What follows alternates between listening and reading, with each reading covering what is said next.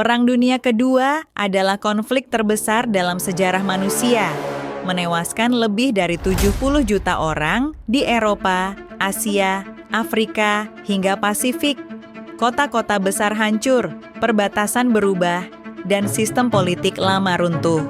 Namun, yang lebih penting, perang ini membentuk struktur geopolitik yang masih kita jalani hingga abad ke-21. Setiap aliansi, setiap konflik regional, dan bahkan arsitektur global hari ini memiliki jejak dari perang itu. Bagi banyak negara, Perang Dunia Kedua adalah akhir dari satu era dan awal dari sistem dunia baru. Narasi ini tidak berhenti pada 1945, melainkan terus mengalir hingga zaman kita. Inilah mengapa dunia modern masih hidup dalam bayang-bayang perang tersebut. Ketika perang berakhir pada 1945, pemenangnya Amerika Serikat, Uni Soviet, Inggris, Prancis, dan Cina berada di posisi untuk mendesain ulang dunia. Dari sanalah lahir Perserikatan Bangsa-Bangsa yang dirancang bukan hanya sebagai forum diskusi, tetapi juga alat untuk mengamankan kepentingan pemenang.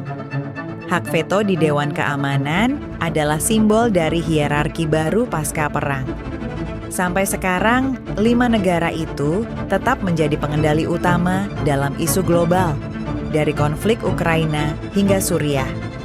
Keputusan-keputusan penting di PBB tidak pernah lepas dari kalkulasi politik mereka. Sistem ini menegaskan bahwa PD kedua tidak hanya mengakhiri perang, tetapi juga menciptakan struktur kekuasaan permanen. Dunia kini bergerak mengikuti pola yang ditetapkan pada 1945. Pada Juli 1944, sebelum perang benar-benar berakhir, para ekonom dan diplomat berkumpul di Bretton Woods, Amerika Serikat. Pertemuan itu melahirkan IMF, Bank Dunia, dan sistem moneter internasional yang menempatkan dolar AS di pusat ekonomi global. Dengan cadangan emas Amerika Serikat terbesar saat itu, dolar dijadikan mata uang utama perdagangan internasional. Struktur ini bertahan hingga hari ini, di mana 59% cadangan devisa dunia masih dalam bentuk dolar. Krisis Asia 1997 hingga krisis utang di Afrika menunjukkan bagaimana sistem ini bisa mengikat negara berkembang. Dengan kata lain, keputusan di Bretton Woods mengabadikan dominasi ekonomi Amerika Serikat. Warisan Perang Dunia Kedua terasa di setiap transaksi lintas batas saat ini. Ketika Amerika menjatuhkan bom atom di Hiroshima dan Nagasaki pada Agustus 1945, dunia memasuki babak baru sejarah militer. Lebih dari 200.000 orang tewas seketika atau dalam hitungan bulan akibat radiasi. Namun, dampak paling besar adalah munculnya paradigma baru. Kekuatan nuklir sebagai alat politik global.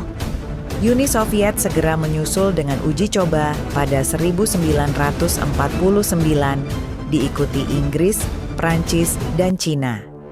Kini, lebih dari 12.000 hulu ledak nuklir masih ada di dunia, dengan Amerika dan Rusia menguasai 90% di antaranya. Ancaman nuklir menjadi faktor penentu dalam diplomasi dan keamanan internasional. Semua ini berawal dari keputusan kontroversial tahun 1945. Meskipun Amerika Serikat dan Uni Soviet pernah bersekutu melawan Nazi Jerman, kemenangan bersama itu segera berubah menjadi persaingan. Perbedaan ideologi, kapitalisme, dan komunisme membelah dunia menjadi dua blok besar.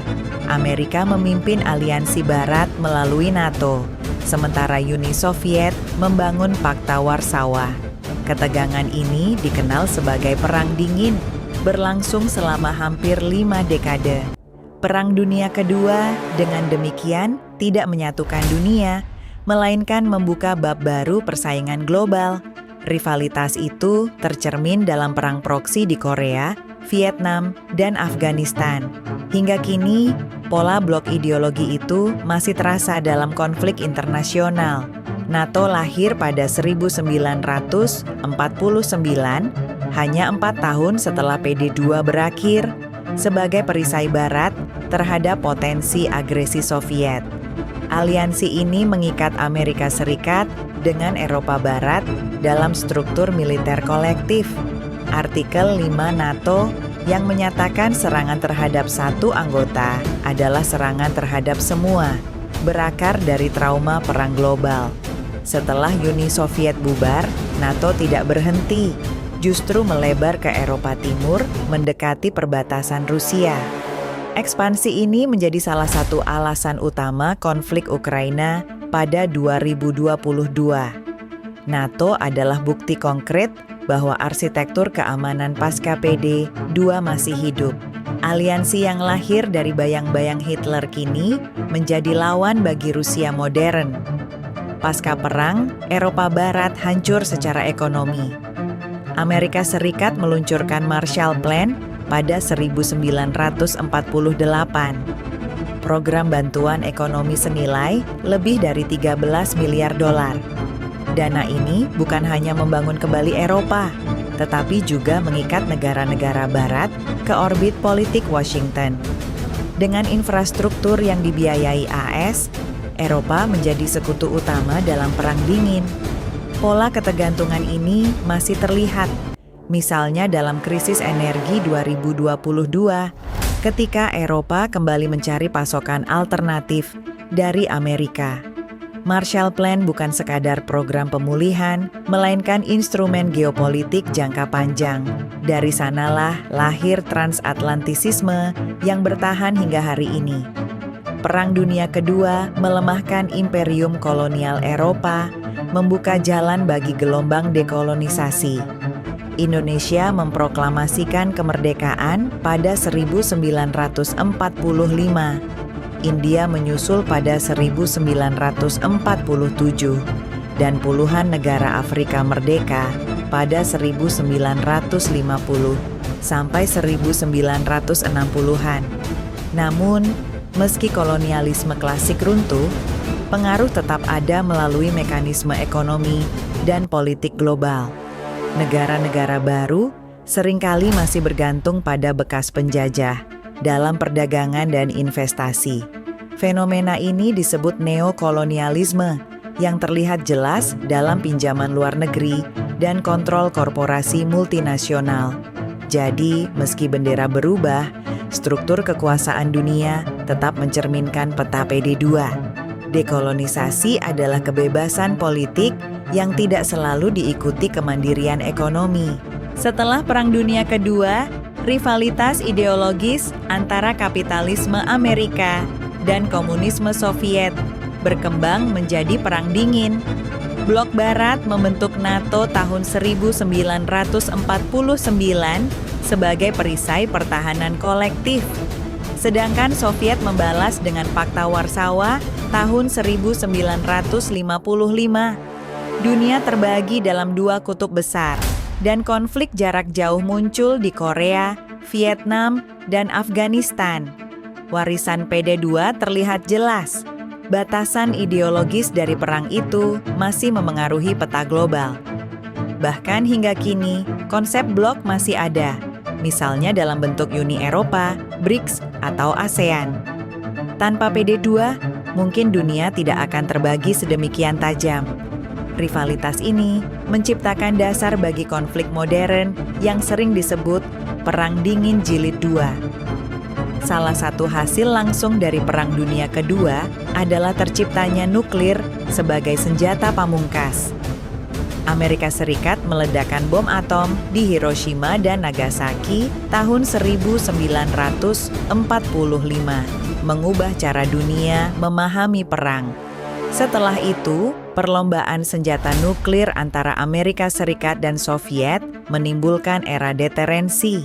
Hingga 2023, ada sekitar 12.500 hulu ledak nuklir di dunia, dengan mayoritas dimiliki AS dan Rusia. Keberadaan senjata ini membatasi terjadinya perang langsung antar kekuatan besar, karena konsekuensinya akan memusnahkan peradaban. Namun, ancaman nuklir juga dipakai sebagai alat tawar geopolitik. Dunia pasca PD2 dengan nuklir sebagai warisan menjadi jauh lebih berbahaya, tetapi juga lebih terkendali. Selain militer, PD2 juga mengubah arsitektur ekonomi global melalui konferensi Bretton Woods 1944. Dari sana lahirlah IMF, Bank Dunia, dan sistem dolar sebagai mata uang cadangan dunia. AS menjadi pusat keuangan global dan Eropa Barat mulai bergantung pada Marshall Plan untuk membangun kembali. Sistem ini menciptakan ketidaksetaraan, tetapi juga stabilitas, karena perdagangan internasional terikat dalam aturan yang sama. Hingga kini, dominasi dolar masih sulit digoyahkan, meski ada upaya dedolarisasi oleh China dan BRICS. Semua ini berakar dari keputusan pasca PD2. Tanpa Bretton Woods, wajah ekonomi dunia modern pasti berbeda. Perang Dunia Kedua juga mendorong kemerdekaan bangsa-bangsa di Asia dan Afrika. Jepang menghancurkan mitos kekebalan kolonial Barat ketika mengalahkan Inggris dan Belanda di Asia Tenggara.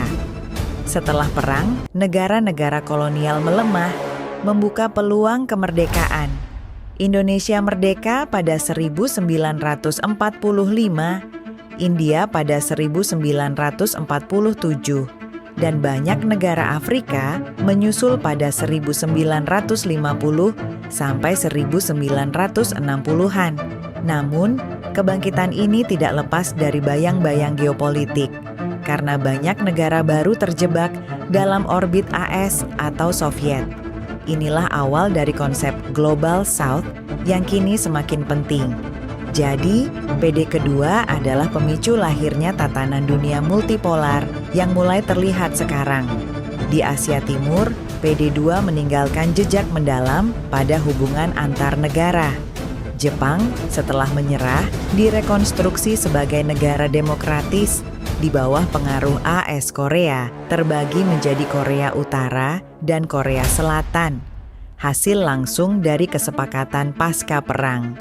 Konflik Korea 1950 sampai 1953 adalah salah satu produk turunan PD2 yang masih membekas hingga kini.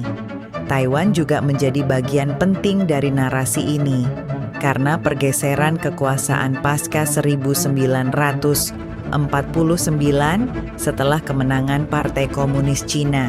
Jadi, sengketa geopolitik Asia Timur hari ini, mulai dari semenanjung Korea hingga Laut Cina Selatan, semuanya punya akar dari Perang Dunia Kedua. Bayang-bayang itu tetap hidup di setiap diplomasi dan strategi militer. Dunia masih membayar harga dari keputusan yang dibuat pada 1940-an. Di Timur Tengah, dampak Perang Dunia Kedua juga terasa sangat kuat. Kekalahan Jerman membuka jalan bagi deklarasi negara Israel tahun 1948 yang langsung memicu konflik Arab-Israel berkepanjangan. Perang ini menjadi salah satu konflik terlama abad modern dan hingga kini belum menemukan resolusi final. AS muncul sebagai pelindung utama Israel, sedangkan negara-negara Arab berulang kali membentuk blok perlawanan. Banyak analis berpendapat bahwa Perang Dunia Kedua adalah titik awal ketidakstabilan Timur Tengah modern. Tanpa Holocaust dan migrasi besar-besaran Yahudi, mungkin peta kawasan itu berbeda. Namun sejarah memilih jalannya, dan hingga kini dunia masih menghadapi dampak dari keputusan era pasca perang. Teknologi juga mengalami lonjakan pesat akibat Perang Dunia Kedua. Radar, jet, komputer awal, hingga roket V2 Jerman menjadi fondasi bagi inovasi teknologi modern. Program luar angkasa AS dan Soviet banyak bertumpu pada ilmuwan ex-Nazi yang dibawa melalui operasi paperclip. Dari persaingan itulah lahir satelit, GPS, hingga internet. Jadi, Bisa dibilang teknologi digital dan militer modern berutang pada percepatan riset saat Perang Dunia Kedua. Bahkan artificial intelligence, AI, memiliki akarnya dari komputasi awal Alan Turing dalam memecahkan kode Nazi. Dengan kata lain, dunia digital abad 21 tidak bisa dilepaskan dari bayangan PD2. Di bidang budaya dan psikologi, PD2 meninggalkan trauma kolektif yang mengubah cara bangsa-bangsa berpikir. Holocaust menjadi simbol kekejaman manusia terhadap sesamanya, memicu kesadaran akan pentingnya HAM. Gerakan perempuan juga mendapat dorongan karena banyak perempuan bekerja di sektor industri saat perang berlangsung. Generasi pasca perang tumbuh dengan slogan Never Again yang membentuk arah politik global. Namun, seiring berjalannya waktu, memori itu mulai memudar dan dunia kembali tergelincir pada rivalitas besar. Inilah paradoks, PD2 mengajarkan dunia tentang bahaya perang total, tetapi tidak bisa sepenuhnya mencegahnya. Bayang-bayang itu selalu ada, mengingatkan bahwa peradaban bisa runtuh kapan saja.